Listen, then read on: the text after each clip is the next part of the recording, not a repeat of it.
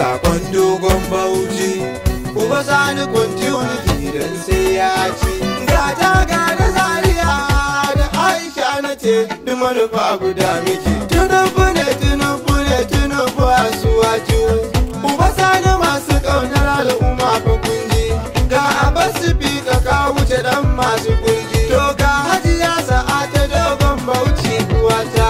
Kwamishina kina a nan kin zama garkuwata.